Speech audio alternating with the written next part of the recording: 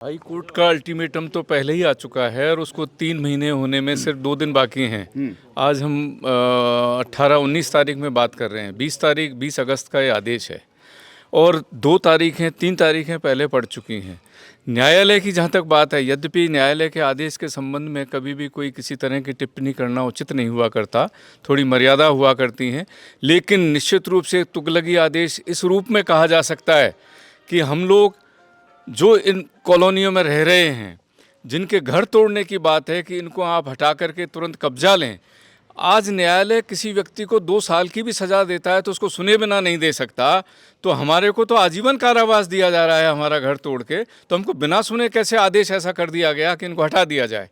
या जब हमारी कॉलोनियाँ वहाँ अपना पक्ष रखने गई तो उनको कैसे कह दिया गया कि आपको पक्षकार नहीं बनाया जाएगा, आप वैसे ही अपनी बात कहिए। तो ये न्यायालय का जो तुगलकी आदेश में शब्द यूज कर रहा हूँ, इस लोकतंत्र में चलेगा नहीं।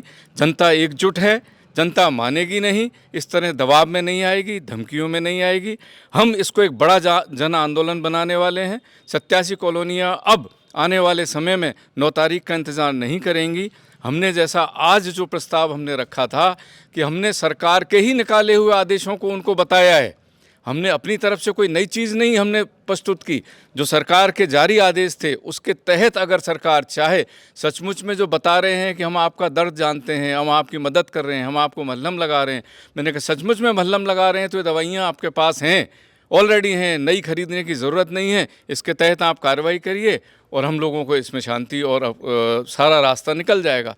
लेकिन 3 महीने में जो सरकार अभी तक उत्तर की व्यवस्था नहीं कर पाई और उत्तर देने की बात कहने पर इस तरह से जोश में आ जाना कि आपको हमेशा नेगेटिव बात करते हो, आप पॉजिटिव बात नहीं करते हो।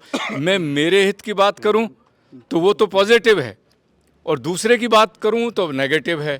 हम हर आदमी एक ही बात कह रहा है कि ऐसा संभव है क्या कि इतने लोगों को उजाड़ा जा सकता है, ये पदों पे बैठे हुए लोग कह रहे हैं ऐसा संभव है। तो मैंने कहा बताइए कौन सा कोर्ट का आदेश है कि ऐसा नहीं हो सकता है।